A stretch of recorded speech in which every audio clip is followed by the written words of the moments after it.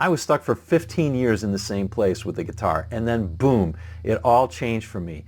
If you're past that beginning stage and you're stuck, let me tell you the truth about what rekindled my love for learning, my abilities, and most of all, my love for playing the guitar. Like I said, I was stuck for a long time, so let me give you the backstory.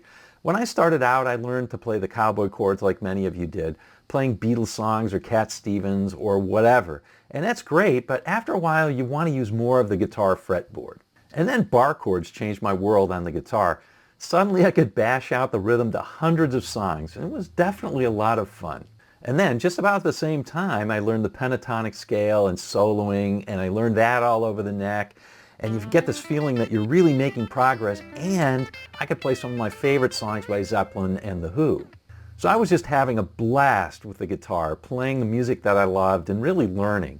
But then it started slowing down. I mean, yeah, I did learn some new things, but it was much more incremental. I learned the major scale and modes, but it just wasn't as exciting. And when I went to play, honestly, it sounded more like scales than it did music. So yeah, I was stuck there for a long, long time. I mean, look, I was a decent player. I played in bands and I could hold my own. I could improve my chops maybe a little bit, but I didn't fundamentally change anything about the guitar, and it just really wasn't very exciting to me. It wasn't very much fun. So what changed all that? What got me excited about the guitar again? Well, one day I was talking to a guitar playing friend of mine, and we were talking about soloing probably. Anyway, I've always loved Larry Carlton's play. And he said, oh, Larry Carlton, he's all about triads. Now I said, no, wait a second, we're talking about soloing. He said, yeah, we're talking about soloing. He's all about triads. Now that's a gross oversimplification of what Larry Carlton does, but it piqued my interest and I started trying it, and you know what? It started working. So that notion that chords are an integral part of soloing and the ability to pull it off totally changed my capabilities on the guitar and the fun that I was having with it. And of course, this is very common with players. Guthrie Trapp is a great example of a fantastic player who incorporates chords all the time into his play.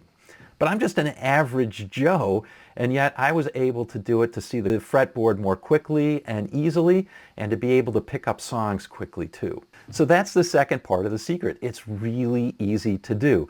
You don't need a Berklee degree to get started, but it does take some time for it to sink in. So here's something that you can do to incorporate it into just how you play every day. And it actually adds a lot of fun as well as building up your triad vision. Take a simple chord progression, say this one with 3 chords.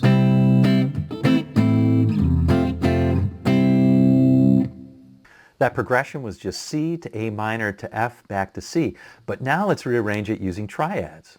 For example, here's a C triad, here's an A minor triad, here's an F triad, and back to C. And did you notice I hardly had to move my hand at all to get all those chords?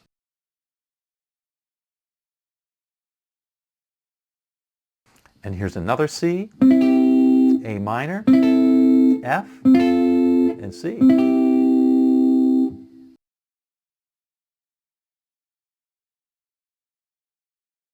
And here's yet another C, A minor, F, and C.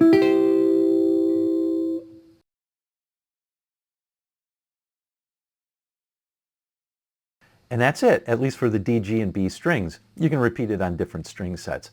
But the key is, you see how quickly you'll start to see those forms on the fretboard. And they're all little. And seeing little things is the key to quickly being able to see all over the fretboard.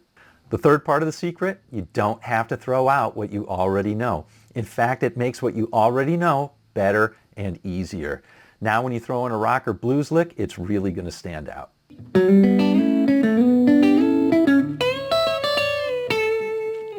And fourth, it's a total blast because you've got so much more to explore and grow into. So if you're an intermediate player and you want to feel that spark again, this is really the ticket. And you'll want to click on this video right away, because in it I show you how to incorporate these simple ideas to move super fast up and down the fretboard. So click on this, check it out, and we'll see you in the next video. See you on down the road.